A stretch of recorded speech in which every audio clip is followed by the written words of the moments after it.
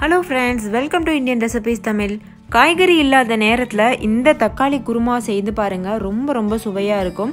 இது வந்து வெள்ளை சாதத்துக்கு மட்டும் இல்ல இட்லி, தோசை, பூரி, சப்பாத்திக்குலாம் கூட அட்டகாசமான காம்பினேஷனா இருக்கும். இது செய்யிறதும் ரொம்ப ஈஸி தான். சோ வாங்க फ्रेंड्स இப்போ எப்படி செய்யறதுன்னு வீடியோக்குள்ள போய் பார்க்கலாம். அதுக்கு முன்னாடி நம்ம சேனலை சப்ஸ்கிரைப் செய்யாத நண்பர்கள் இந்த வீடியோக்கு கீழ இருக்க ரெட் கலர் சப்ஸ்கிரைப் பட்டனை கிளிக் பண்ணி சப்ஸ்கிரைப் பண்ணிட்டு கூடவே இருக்க பெல் சிம்பலையும் கிளிக் பண்ணுங்க. அப்போ நான் தினம் அப்லோட் பண்ற சமையல் வீடியோஸ்லாம் உங்களுடைய மொபைலுக்கு நோட்டிஃபிகேஷனா வந்து சேரும். ஃபர்ஸ்ட் ஒரு கடாயை சூடுபடுத்திட்டு 2 சில் தேங்காய், 1 ஸ்பூன் நிலக்கடலை, 2 பச்சை மிளகாய் இதை சேர்த்துட்டு வறுத்துறலாம். அது கூடவே 1 ஸ்பூன் கசகசா, கொஞ்சம் மிளகு, ஒரு 3 கிராம்பு, ஒரு பட்டை, 3 ஏலக்காய் இதையும் சேர்த்துறலாம். அதுக்கடுத்து 1 ஸ்பூன் சீரகம் சேர்த்துக்கோங்க.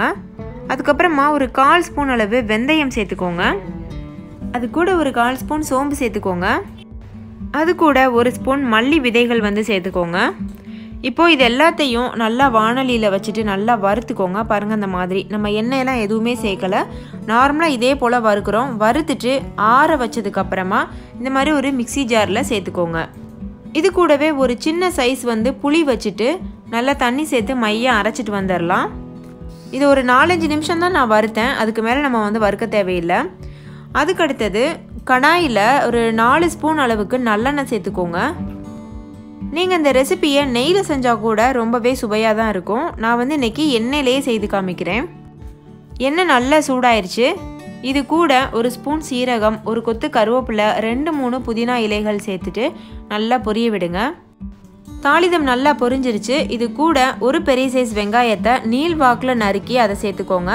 சேர்த்துட்டு இது நல்லா கண்ணாடி பதம் வர்றது வரைக்கும் நல்லா வதக்கி விட்டுக்கோங்க. கண்ணாடி மாதிரி வெங்காயம் நல்லா வெந்துருச்சு. இந்த சமயத்தில் 1 ஸ்பூன் இஞ்சி பூண்டு விழுது சேர்த்துக்கோங்க. சேர்த்துட்டு அதையும் நல்லா வறுத்துக்கோங்க.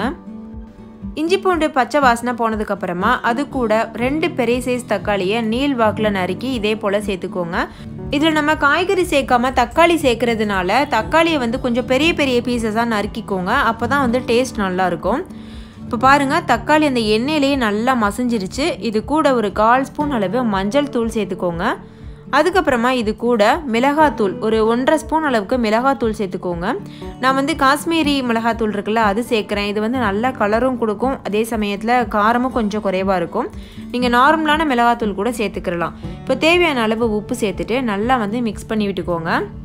தக்காளி வந்து மெயினாக அந்த மாதிரி நல்லா வதங்கி இருக்கணும். அதுக்கப்புறம் தான் நீங்கள் வந்து மசாலாவே சேர்க்கணும். அதை வந்து கொஞ்சம் பார்த்துக்கோங்க.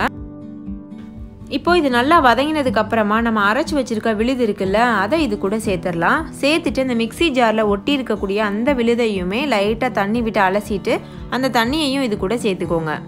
அவ்வளோதான் ஃப்ரெண்ட்ஸ், தண்ணியும் சேர்த்தாச்சு. இப்போ நல்லா கலந்துட்டு மூடி போட்டு மூடி ஒரு 5 நிமிஷம் வேக வச்சா போதும். பாருங்கள், 5 நிமிஷம் ஆயிடுச்சு. நம்மளுடைய தக்காளி குருமா சூப்பராக தயாராகிடுச்சு. இது செய்துட்டு இருக்கும் போதே வீடே கமன்னு மணக்கும், அவ்வளோ வாசனையாகவும் இருக்கும், டேஸ்ட்டும் ரொம்ப சூப்பராக இருக்கும்.